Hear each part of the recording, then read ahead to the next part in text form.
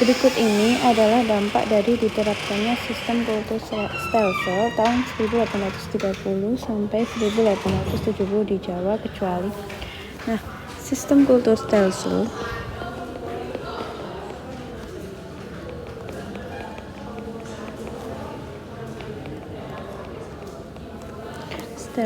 yang dilakukan tahun 1830 sampai 1870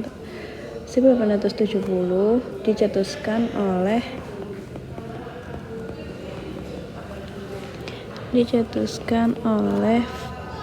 Van den Bosch.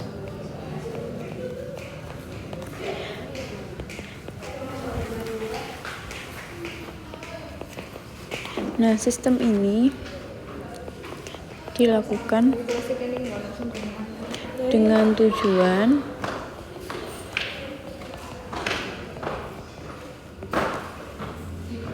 yang pertama yaitu untuk mengisi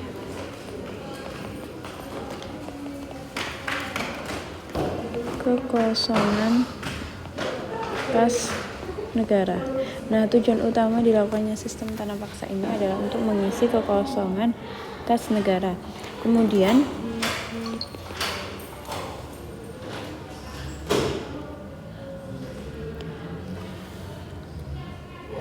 terdapat beberapa kebijakan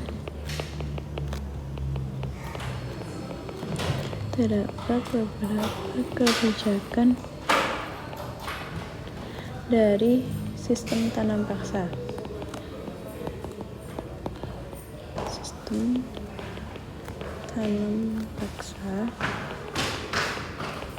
Yaitu yang pertama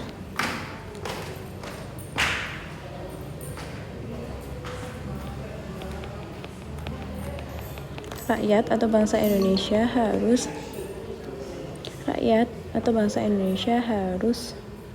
menyediakan 1/5 bagian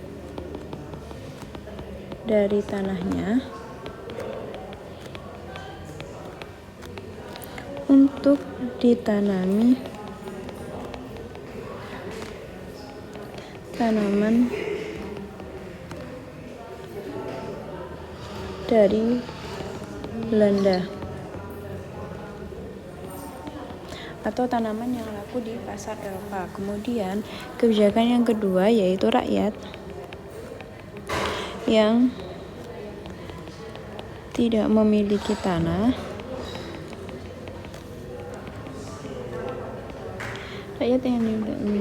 harus bekerja di perkebunan milik Belanda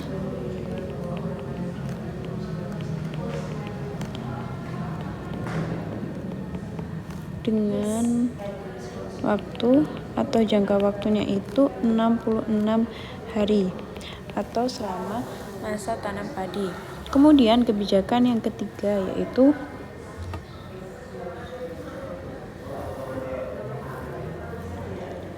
tanaman yang rusak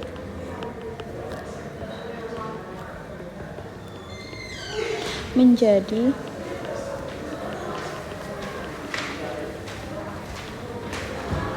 tanggung jawab pihak Belanda. Terus kemudian kebijakan yang selanjutnya yaitu kelebihan tanaman akan dikembalikan pada petani.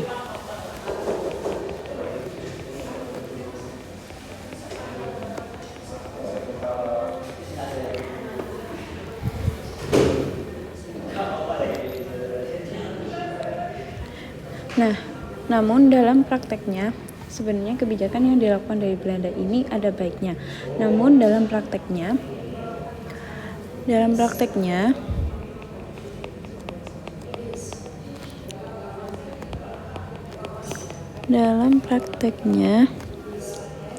pihak Belanda ini meminta bupati untuk mengawasi record. Iya.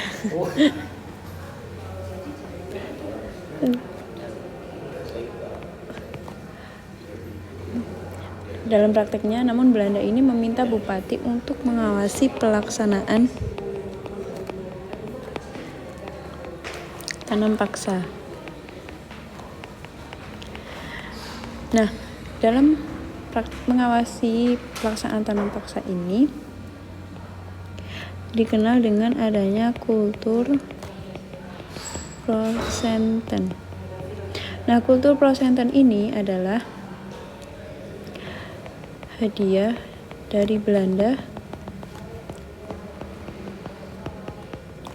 kepada bupati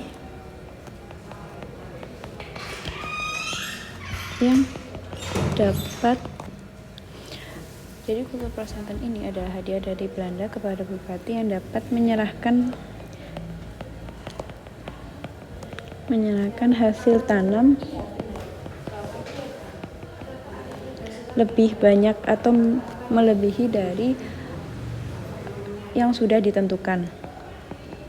Nah, hal inilah yang menjadikan terjadinya banyak penyimpangan.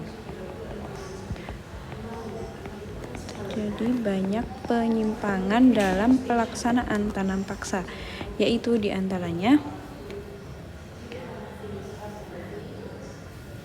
rakyat awalnya hanya harus menyediakan 1/5 bagian, namun hal ini dalam prakteknya rakyat harus menyediakan lebih dari 1/5 bagian. Kemudian rakyat bekerja lebih dari 66 hari. Tanaman yang rusak menjadi tanggung jawab dari petani sendiri dan kelebihan tanaman tidak dikembalikan kepada petani, namun diambil alih oleh Belanda. Nah, kembali kepada soal berikut ini, dampak dari diterapkannya sistem kultur stelsel adalah yang pertama adanya perubahan dalam strata sosial masyarakat di Jawa. Tentunya benar, di mana rakyat pada saat itu hanya menjadi budak dari Belanda.